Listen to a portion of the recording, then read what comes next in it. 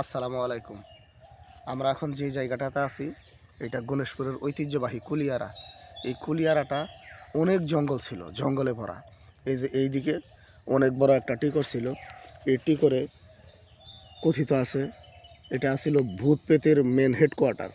অনেক শয়তান ভূত পেতনি থাকতো, কিন্তু এখন এই টিকর মিকর সব কিছু উড়াই ফেলাইছে, কাইটা কুইটা গর্ত বানায় ফেলাইছে। টিকর আর টিকর নাই, গর্ত বানায় ফেলাইছে।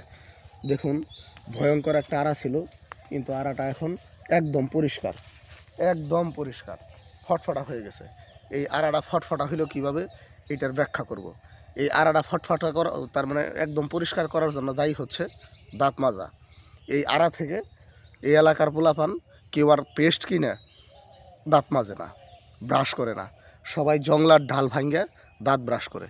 বিশেষ করে এই এলাকার কৃতি সন্তান বাচ্চু, হাইবর, মামুন চাচা, এদের কাজ হচ্ছে জীবনে এরা কোনো দিন ব্রাশ আর পেস্ট কিনে না, বা ব্রাশ পেস্ট দিয়ে দাঁতও মাজে না।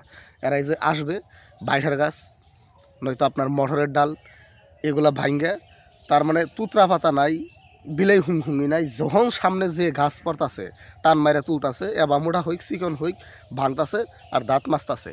ওগরে দাঁত মাছার অত্যাচারে আজকে আড়াই শেষ, ডিফরেস্টেশন শুরু হয়েছে।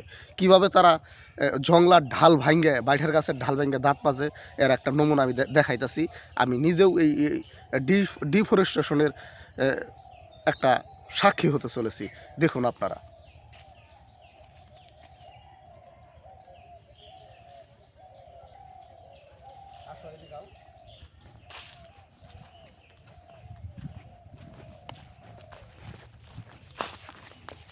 ভাই, এই যে একটা বাইঠার গাছ, দেখুন গাছটা দেখাও।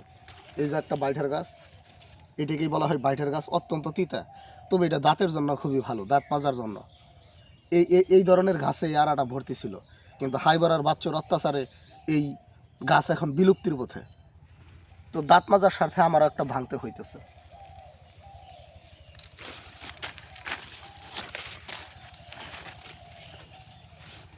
এই যে দেখুন বাইঠার গাছ দাঁত মাজনি হয়ে গেল, খুব তিতা, কিন্তু দাঁতের জন্য খুবই উপকারী ঔষধ হিসেবে কাজ করে।